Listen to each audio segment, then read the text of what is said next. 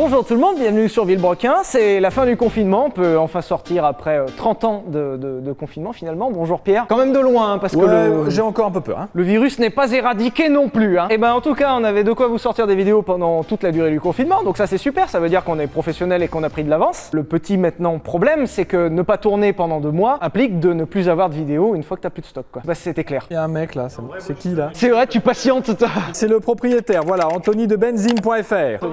Bonjour. Non, oh là! Anthony de Benzine aujourd'hui nous aide dans le sens où, comme ça fait 2 mois qu'on n'a pas pu tourner, on essaye de faire au plus simple parce que là on est en retard du futur. Et Anthony se trouve qu'il possède cette petite merveille qui est une 205 GTI 1.9 litre de 94.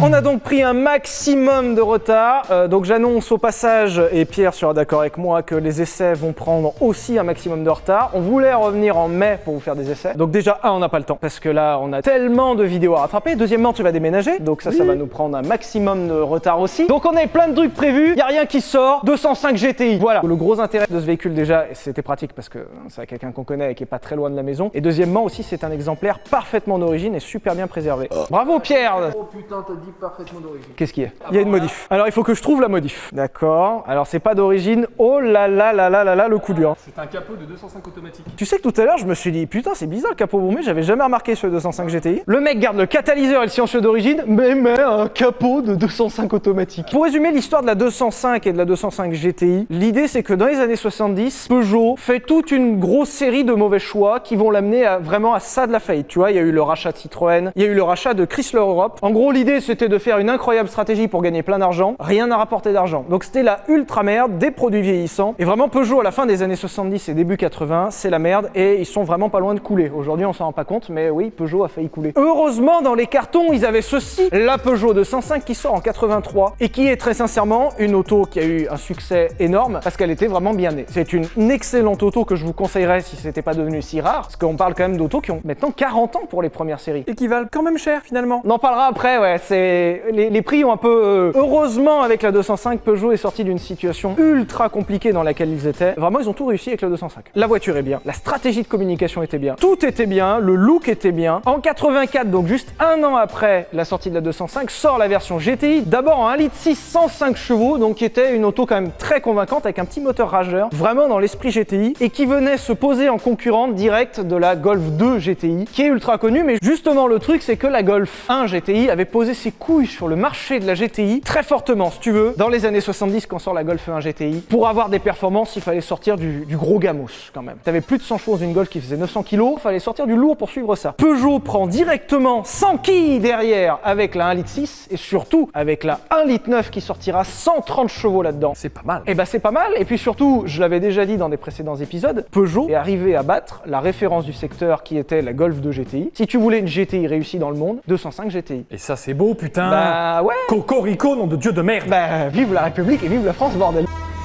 Non, c'était une époque différente où on voulait de la performance à pas forcément trop cher, on voulait surtout aussi s'amuser. C'est ça qui est important, c'est que dans ces autos, et on le verra tout à l'heure en conduisant, au-delà de la performance qui aujourd'hui est devenue un peu ridicule, c'est des autos dans lesquelles on s'amuse beaucoup et on le verra après. La 205 GTI 1.9 donc fait 130 chevaux, ça c'est une version catalysée, les toutes dernières, donc il fait seulement 122 chevaux. Et puis surtout, moi ce que j'adorais dans la 205 GTI, c'est que c'était globalement la première idée des slippers en fait, parce qu'elle a pas de gros ailerons, elle a pas de gros pare-chocs. Oui, l'œil averti remarquera les jantes, remarquera le liseré rouge qui est partout, remarquera les petits ajouts ici qui... Bon, c'est un peu marqué en gros quand même, ok. C'est marqué en gros, mais c'est pas pour autant que ça en fait quelque chose qui a une allure sportive. Ça reste une 205. Surtout qu'aujourd'hui, on n'en voit plus trop des 205, donc on les remarque. Mais à l'époque, dans les années 90, 205, on en voyait partout, c'est un truc de fou. Et toi, t'es arrivé dans ta petite 205, toute voilà. tranquillou. Et puis, le propriétaire de E36, de 328 E36 qui était derrière toi, qu'on a essayé d'ailleurs sur la chaîne, la 328 E36. Le proprio de 328 qui était derrière, avec son 600 lignes de 190 et quelques chevaux, qui se disait, attends, je suis le chef sur la route.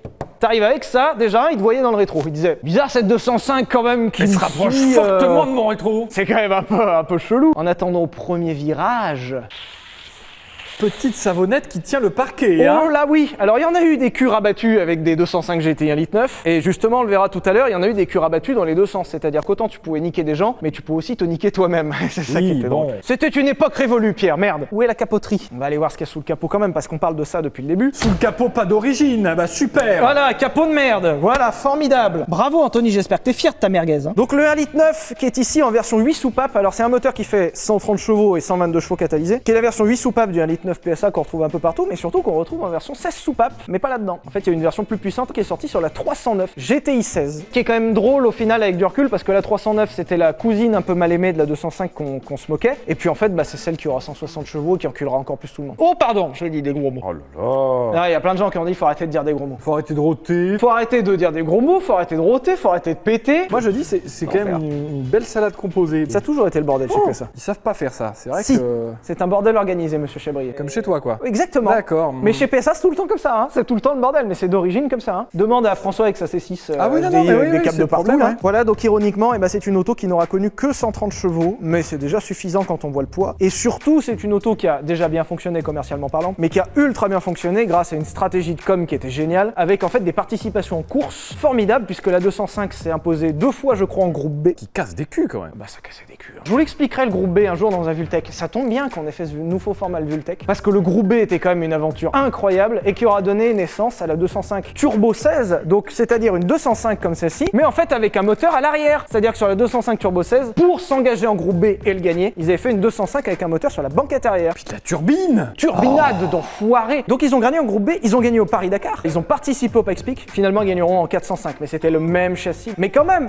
t'imagines qu'en France, le monde entier connaissait la 205. Pour le Dakar, pour le groupe B, on était devant Audi, on était devant Lancia. Ah mais cette petite merguez derrière vous là, elle a cassé du trou du cul. Elle était là. Alors après on verra sur route que à l'époque c'était une voiture sportive, il n'y a aucun problème là-dessus. Mais les références de la sportivité ont un peu changé. Certaines personnes peuvent être un peu déçues aujourd'hui de conduire une 205 GTI, mais ça reste quand même ultra cool. Même cette ligne, hein, franchement la gueule a pas vraiment vieilli. Non j'aime bien.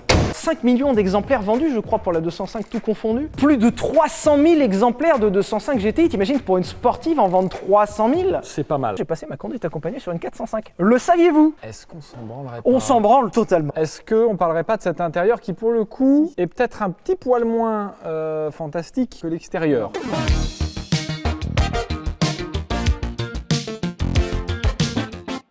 L'intérieur est cool. Alors déjà sur la GTI on retrouvait les moquettes rouges, on trouvait les surpiqûres rouges. Ouais, non, ça il faut regarder, ça c'est cool. Intérieur pack GTI.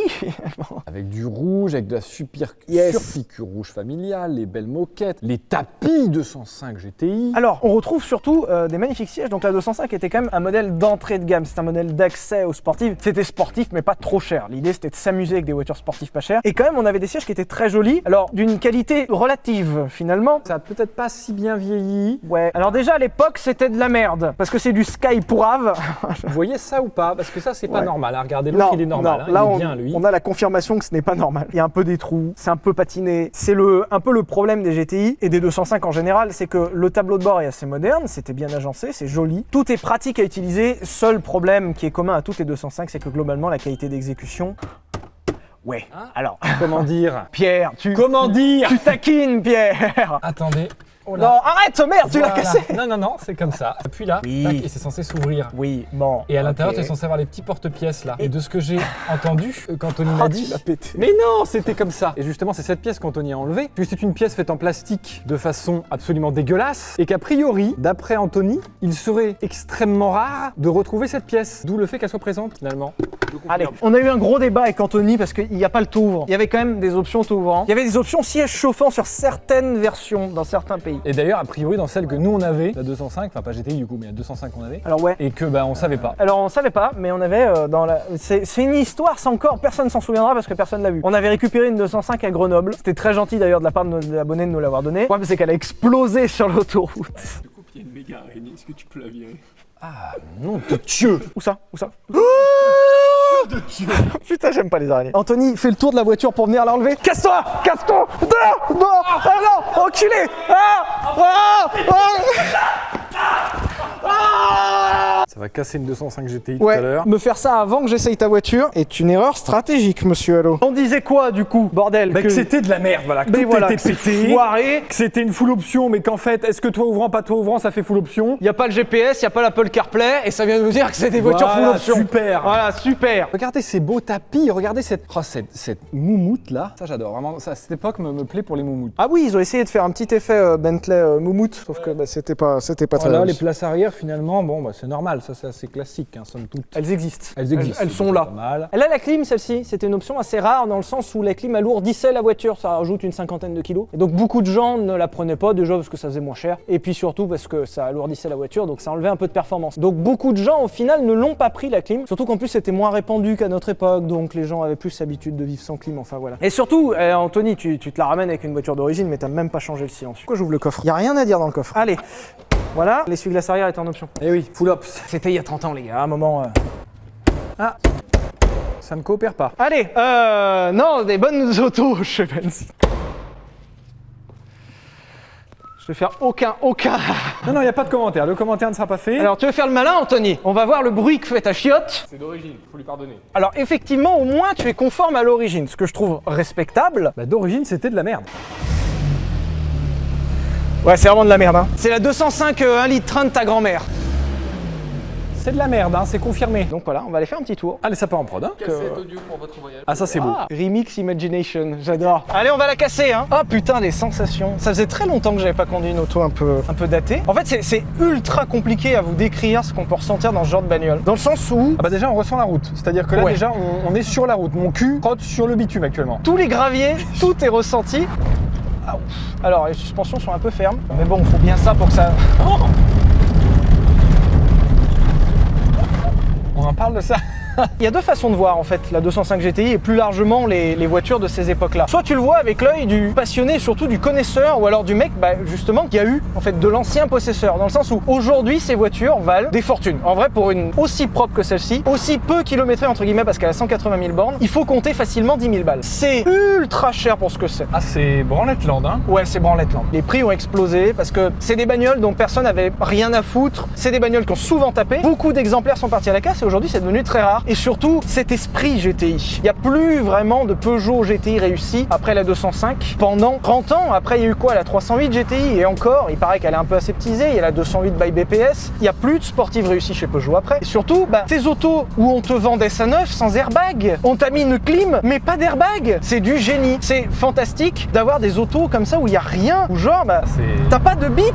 T'as rien, je peux ouvrir ma porte, on s'en branle. Je sais très bien que si je tape dans cette voiture, je suis mort. On n'a aucune chance de survie. Ah oui, là, En c'est cas de compliqué, carton. ouais. Mais c'est pas grave, on s'en foutait. C'était une époque qu'on ne connaîtra plus aujourd'hui avec les normes, avec tout ça. Et c'est pour ça que la spéculation là-dessus, finalement, elle est revenue un petit peu. Complètement. Soit tu le vois avec un œil d'un mec récent, tu te dis pourquoi ça vaut si cher? Pourquoi les gens veulent ça? Parce qu'en vrai, il n'y a rien. En vrai, objectivement, c'est un peu de la merde. Objectivement, c'est juste une 205 Sport. Mais si tu le vois avec l'œil un peu nostalgique, de dire que c'est une époque révolue, qu'on connaîtra plus jamais, et que là, je roule à 30 depuis tout à l'heure, je m'emmerde pas. C'est juste fun, c'est génial. Beaucoup de 205 sont arrivés au talus, parce qu'à l'époque, on avait du mal à faire des autos très incisives de l'avant, sans qu'elles soient ultra glissantes de l'arrière. Et la 205 GTI et les productions PSA sont connues pour ça de ces époques-là, c'est qu'à l'arrière, ça glisse fortement et rapidement. C'est-à-dire que des fois, ça se met à glisser. Faut être réveillé. Ça en a surpris plus d'un, ça en a tué plus d'un, je suis désolé. C'est très apprécié quand tu veux t'amuser, mais c'est pas à mettre entre toutes les mains. Et c'est pas la puissance le problème, c'est que t'as l'impression Voilà. que ça passe, puis en fait,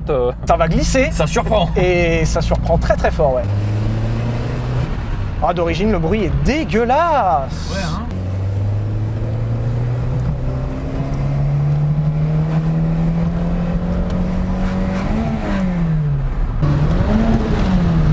Ça, c'est pas moi là par contre. Pourquoi ça maintient du gaz comme ça? Ah, ok, la pédale elle colle un peu en fait au fond. On est désolé, là, la pédale collée. Tu sens le. Ah ouais, derrière, c'est fou. Putain, ouais. Ah bah ouais, hein. Ah bordel, c'est incroyable. Ça en a surpris quelques-uns. Wow. J'ai l'accélérateur qui est coincé. Mais non. Si. Ah, c'est pas drôle ça. Ah, c'est moyennement Ah, marrant. alors ça me fait pas rire. Alors là, Qu'est-ce qui oui. s'est passé? Alors là, c'est pas drôle, ouais. Il est plus coincé là? Non, mais ça a accéléré quand même. Non. Oh, ça s'accélère tout seul. Ça accélère tout seul. Anthony, ta voiture est pétée, c'est pas nous. Tu as la preuve en vidéo. C'est peut-être aussi pour ça qu'ils sont morts. C'est peut-être pas que le train arrière. Hein. Il y a peut-être d'autres petites choses qui ont fait qu'ils sont morts, les gens. Qu'est-ce qui se passe sous cette pédale là? Alors je suis désolé hein, pour le coup. De toute façon, il nous arrive toujours des trucs comme ça à la con dans les essais. Ah bah les oui. gens ils se demandent pourquoi on fait pas d'essais. Il y a 13 heures de tournage avec que des conneries comme ça. On a failli mourir. Si tu veux, j'étais dans un virage dans une 205 GTI qui part du cul avec l'accélérateur taquet. en deuxième avec l'accélérateur coincé, s'il te plaît. J'ai mis mon pied sous la pédale pour la remonter, pour la décapsuler. Moi, j'ai hâte de voir ce que va dire Anthony. Ouais, sondage qui s'affiche ici. Que va dire Anthony quand on va rentrer? Il va dire c'est ma faute. Il va dire j'ai jamais eu le problème. Ou est-ce qu'il va dire je sais, je vous l'ai pas dit, je voulais vous tuer? Dites en sondage ce qu'il va potentiellement dire. Alors je suis désolé du coup pour les rupteurs et pour l'embrayage. Ah ouais, là, moi ça m'emmerde aussi. Bah, Mais, ouais, ça fait mal au cœur, mais en même temps, là, c'est pas Alors, grave, c'est pas notre faute. on va rentrer sans mourir. On n'a pas mis la cassette. Oula, on peut plus l'ouvrir la boîte à gants. T'as pété le. Oui, c'est cassé aussi. Par contre, là on est vraiment dans l'esprit quoi. Ah ouais, là c'était trop bien.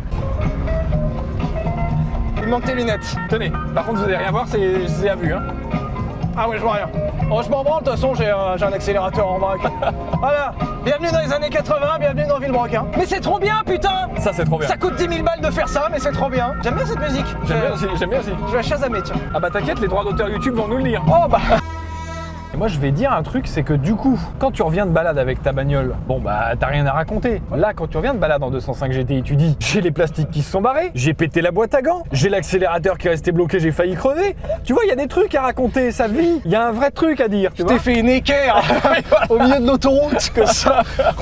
Tu vois, il y a des trucs à dire. Alors c'est très cool, hein, j'adore. Par contre, l'accélérateur reste coincé et on a failli mourir. C'est vrai? Elle s'est prise dans le tapis. Non, parce que je l'ai remonté. Dès que tu passes les 4005-5000, ça reste appuyé. Jamais arrivé. Incroyable. On a les vidéos pour le prouver. Hein. Là, la France entière est témoin. Alors c'est là comme ça marche. Hein. Et dès que tu passes loin, et ben c'est fini. On a failli mourir, Anthony, à cause de tes on était en plein conneries. virage, frère. Il y avait l'accélérateur Keblo, c'était un petit peu tendu. C'était quoi? C'est juste la durée qui passe devant le retour. Et ben voilà. C'est surprenant. Et Anthony a découvert que ce n'était pas ma faute. Mais il a tout de suite localisé le problème. Parce que justement, sur ces vieux véhicules, Mais c'est con! Pourquoi ils font ça? C'est Peugeot aussi. Bah on a failli clamser à cause de ça! C'est français, monsieur. Ça ne m'est jamais arrivé, il faut que ça pour toi, quand même. C'est incroyable. Même toi, tu le dis. Mais tu as découvert un problème Tu vois? Grâce à moi. rarissime. Voilà, grâce à moi, j'ai découvert qu'il y a un gros problème chez Peugeot. Bah, j'avoue que le système n'est pas dingue. Alors par contre, je suis navré, ça m'emmerde beaucoup. Il y a eu quelques rupteurs à cause de ça. ah oui, et la boîte à gants souffle plus. Parce qu'on a cassé la boîte à gants aussi. Je sais pas pourquoi elle s'ouvrait, et puis d'un coup, tu vois, elle s'ouvre pas plus que ça maintenant. Bah j'ai rien fait, je l'ai ouvert. 10 minutes, vous l'avez vu. Je l'ai ouvert une fois pour récupérer les cassettes, et elle se referme Il y a plus. une cassette qui est coincée au fond. Il y a des fois, on a fait du drift, on a moins cassé des Et c'est voitures. pas moi, frère, c'est toi qui l'as rangé comme ça la cassette. Moi j'ai pu rien toucher puisque ça s'est bloqué direct. C'est toi! Non. On a la poisse du futur. D'un côté, j'ai envie de vous dire prêtez-nous vos voitures, mais de l'autre, on a failli mourir et la boîte à gants est pétée. Petite conclusion peut-être. Ah bah conclusion, c'est de la merde, merci de nous avoir regardés. Non, conclusion, c'est très bien, mais encore une fois, faut savoir ce que vous faites, quoi. Ce n'est pas pour tout le monde. Mais j'adore. Pour moi, c'est validé largement. Donc merci de nous avoir regardés, j'espère que cet essai vous a plu. N'hésitez pas à vous abonner à la chaîne, surtout c'est très très important. Nous rejoindre sur Instagram, @zebroquin, on n'a même pas forcé pour Instagram. Quelle indignité. Commentaire, pouce bleu si vous voulez, on a des goodies, voilà, mettez-vous bien. Bienvenue chez Villebrequin, à plus tard. À plus tard, c'est Plus pas tard, mal c'est ça. nouveau, bah, c'est un post-confinement, c'est l'après. À tu plus tard. vois. À plus tard.